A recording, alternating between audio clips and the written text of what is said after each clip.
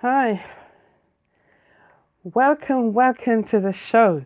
This is Joycelyn Linton coming into the higher calling. Welcome to those who are on blogtalkradio.com/coming into the higher calling, and also I've got a speaker studio here. That's www.spreaker.com / Joycelyn Linton's track. So today is the 16th day of the 5th month 2017, and the time now is 9:09:45 a.m. British Standard Time. I'm seeing number 9 3 times, and that's obvious because 5 goes into 45 9 times. So I just see 9 3 times here. I see 9 3 times. That's number 27. And I've got 16 2017 4. Yeah. So 4 5 9. I'm seeing the number 9 here for some reason. I'm seeing 3 9s. 27 2017. Yeah. So I'm going to say a false truth. I don't know why I speak like that, but hey, the heavens are in charge. So, welcome to the show, coming into the higher calling. And yes, so I want to continue what I started a few weeks ago on looking at the prayers of Hannah, taken from the first book of Samuel, chapter 1. And I had intention last week to continue, and actually this week I wanted to move into another realm, but I had the cold like the cold flu symptoms, and my nose was severely blocked and coughy and runny, so it wasn't really ideal to come onto the show. And I had it all prepared. I had everything laid out, my Bible, and I've read all my scriptures and what, I was hoping that the Lord will come through. But I wanted to talk about faith levels between relationships. Your own immediate relationship in the home, in the workplace, in the community, even in the church. I wanted to discuss the different faith levels, because you may find accordingly that's what may affect the results that we want to attain in our life and even in our relationship with the Lord, you see. So I wanted to look at that because I found that I'm sharing my life with the people in my home, as well as when I go to work, and I wanted to kind of extend that, sharing that, the thought pattern that was going through me last week, and hopefully that the Lord will intercede. And I found that after so many years of being, of living with one another in the home, and also in the local community and in the workplace, that the achievements that I was hoping to attain in the early years, in my youthful time, I didn't really attain it in that type of way. And I must say it's left it's left a disappointment in me. And and all my intentions, my words, my actions was leading to this vision that I wanted to attain. And I felt that everyone else would be able to gain from this. And today, we would be in a higher prosperity of ourselves. Actually, we'll be living well off by now. That was my vision, that we'll be living in a beautiful home and, the ideal family, the beautiful cars, going off on holidays, and the dutiful work, most importantly, what the Lord has called us to do.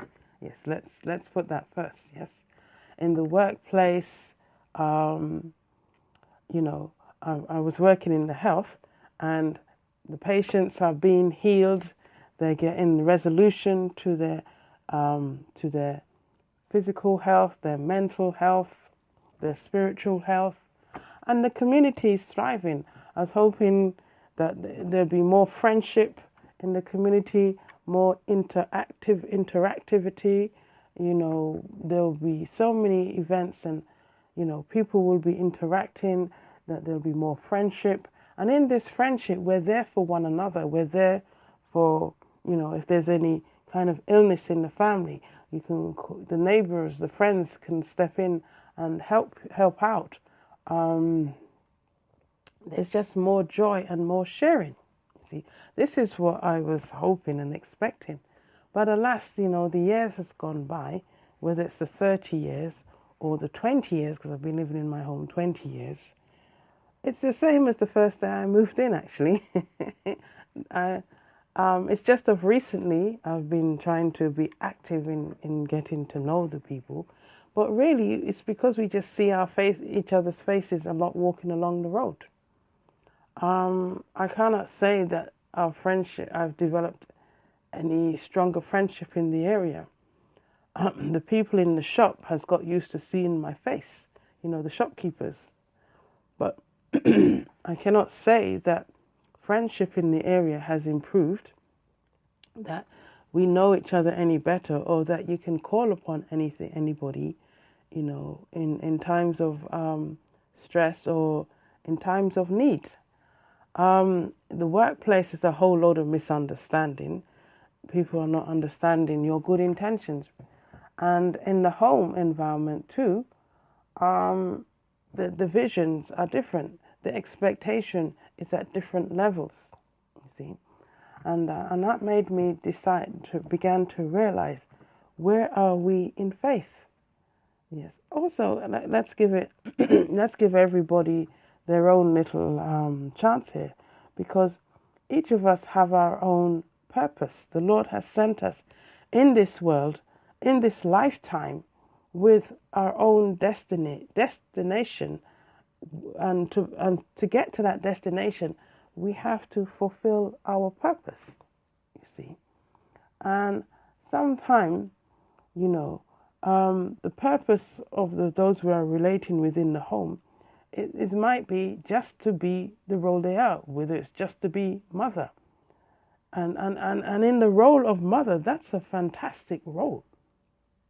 Because mother is not only touching upon the lives of her children and then grandchildren to come, but it's also a mother role in the community. It's nurturing, it's looking after, it's bringing forth, it's bearing fruit. And it's touching on many lives, you see. So but that in itself takes a lot of concentration, takes a lot of effort, you see. And other priorities that somebody else has doesn't seem to matter to them, because the role of motherhood, whether it's in the home itself, bearing children, looking after the children, and all that it entails, it's really, it takes, as I said, it takes a lot of time and concentration, a lot of effort and work, you see. But I'm saying that it's not just in the home. Mother reaches out to the whole community, you see. So now we have a network of mothers. And how supreme would that be if in that collaborative effort that we truly nourished the community, truly nourished the people in that sector. And people are always moving in and out of the community. It's a dynamic process. So they take whatever they've gained in that community and they bring it elsewhere to another community. See, I'm not sure what I would take from this community elsewhere. Maybe, I'm not too sure really, the quietness, the blandness, the lack of concern and I'm being on the negative side here, and the lack of becoming engaged in one another and showing more concern and realizing that we can break that cold front and actually relate. But I can tell you, when I began to, and I'm trailing off here, folks, I ask you to stay with me. When I came into that realization of the deadness and the coldness of the area, I actually began to be active in saying hello to the people on the road. And on the road, as I walked along the road, and I made it a duty to say hello to my neighbors as well, and just initiate conversations on the road, as I walked up to the shops, as I walked along the road I lived in, just making conversation with somebody who came out of their door, as silly as the conversation may be.